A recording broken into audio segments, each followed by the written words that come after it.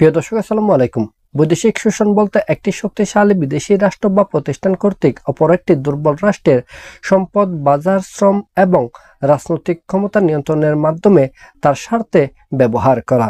এটি ইতিহাসে ঔপনিবেশিক শাসন, আধুনিক অর্থনৈতিক নিয়ন্ত্রণ এবং সংস্কৃতির প্রভাবের মাধ্যমে হয়ে থাকে।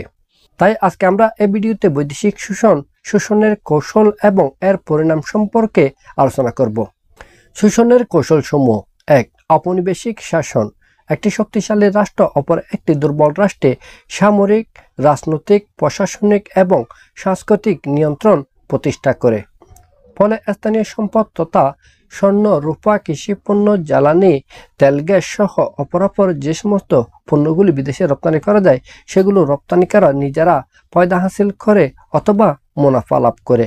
উদাহরণ হিসেবে আমরা বলতে পারি, ব্রিটিশ আমলে ব্রিটিশরা ভারতীয় উপমহাদেশ থেকে প্রত্যেকটি সেক্টরে লুণ্ঠন করেছিল, তাদের দেশে নিয়ে গিয়েছিল। ২. অর্থনৈতিক নিয়ন্ত্রণ।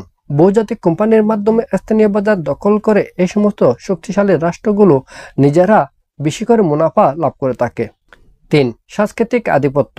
একটি শক্তিশালী রাষ্ট্র তার নিজের ভাষা, শিক্ষা, জীবনধারা অপর একটি দুর্বল রাষ্ট্রে ছাপিয়ে দেয়, যাতে করে ওই দুর্বল রাষ্ট্রটিকে সম্পূর্ণভাবে নিয়ন্ত্রণে আয়ত্তে নিয়ে আসতে পারে। ৪. প্রযুক্তিগত নির্ভরতা। একটি শক্তিশালী রাষ্ট্র উন্নত প্রযুক্তি সরবরাহের নাম করে একটি দুর্বল রাষ্ট্রকে তার উপর নির্ভরশীল হতে বাধ্য করে। এতে করে ওই রাষ্ট্রের স্থানীয় উৎপাদন ব্যবস্থা কার্যকারিতা হারায়। পরিণামসমূহ। ১. অর্থনৈতিক ক্ষয়। স্থানীয় শিল্প এবং কৃষি ধ্বংস হয়। বৈদেশিক ঋণের বোঝা দিনের পর দিন বড় হতে থাকে। উদাহরণ হিসেবে আমরা বলতে পারি, বাংলাদেশের ঐতিহ্য হিসেবে পাট শিল্পকে ধরে নেওয়া হতো, কিন্তু আজকে পাট শিল্প বাংলাদেশে ধ্বংসের কিনারে।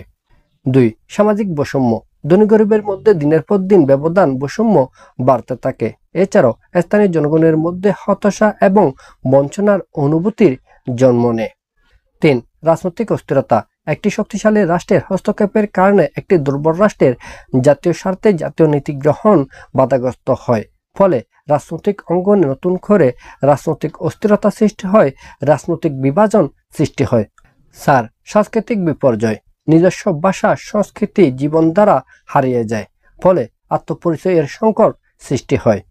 পরিশেষে একথা নির্দ্বিধায় বলা যায় যে বৈদেশিক শোষণ একটি বহুমাত্রিক প্রক্রিয়া, যা একটি দুর্বল রাষ্ট্রের জাতীয় পরিচয়কে সংকটাপন্ন করে, নিজস্ব ভাষা, সংস্কৃতি, শিক্ষা এবং জীবনধারাকে দিনের পর দিন ধ্বংসের কিনারে নিয়ে যেতে থাকে।